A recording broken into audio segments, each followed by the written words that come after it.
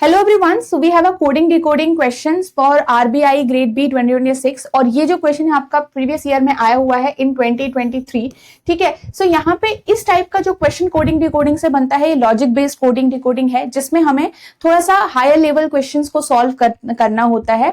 We have to find out the code behind M, मतलब एक letter, एक symbol और एक नंबर के पीछे का मुझे कोड लॉजिक फाइंड आउट करना होता है कि ये कोड आया कहां से है।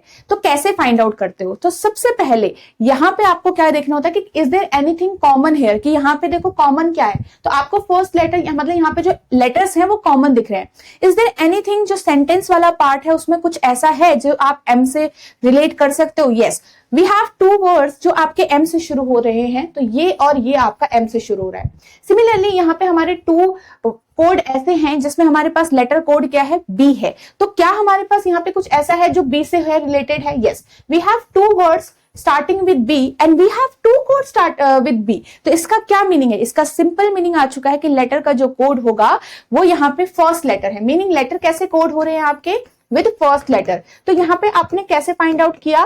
पहले आपने देखा एक स्टेटमेंट में, फिर उसको चेक किया दूसरे स्टेटमेंट में। तो आप ऐसे ही सॉल्व करते हो। पहले आपने लेटर का फाइंड आउट कर लिया, फिर आपने नंबर का फाइंड आउट कर लिया, फिर आपने सिंबल का फाइंड आउट कर लिया। अगर आप में से आपका इसमें से किसी एक का भी फाइंड आउट हो जाता है तो आपके लिए ये क्वेश्चन थोड़ा फिर डुएबल हो जाता है आगे के लिए।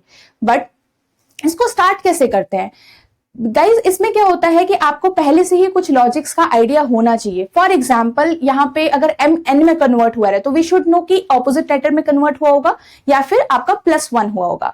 अगर आपका पी ओ में कन्वर्ट हुआ होगा तो हमें पता होना चाहिए कि पी जो है वो आपका प्रीवियस लेटर में कन्वर्ट हुआ है या फिर -1 में। तो ये कई बार आपका -1 में कन्वर्ट रहता है या फिर -2 या फिर -3। तो ये चीजें आपको पता होनी चाहिए एंड आपको यहाँ पे हिट एंड ट्रायल मेथड करना होता है कि first you will apply that logic. अगर वो अप्लाई हो रहा है और कंफर्म हो रहा है तो आपका ठीक है, अगर कंफर्म नहीं हो रहा है तो आपको न्यू चीज यहाँ पे अप्लाई करनी होती है। तो थोड़ा ये हिट एंड ट्रायल मेथड में टाइम लगता है, बट अगर चीजें आप इस टाइप के क्वेश्चंस को थोड़ा बहुत सॉल्व करते हुए रहोगे तो यहाँ पे आपको काफी लॉजिक्स आपके माइंड में आ जाएंगे कि ये चीज भी यहाँ पे अप्लाई हो सकती है, ये लॉजिक भी अप्लाई हो सकता है।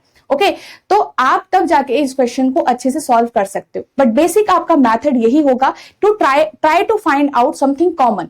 आपका सिंबल कॉमन है तो उसको देखो उसके पीछे का क्या रीजन हो सकता है। कोई नंबर कॉमन है तो उसके पीछे का रीजन देखो स्टेटमेंट में कि क्या हो सकता है। इस तरीके से सॉल्व करोगे तो ये क्वेश्चन आपको थोड़ा सॉल्व करना आएगा।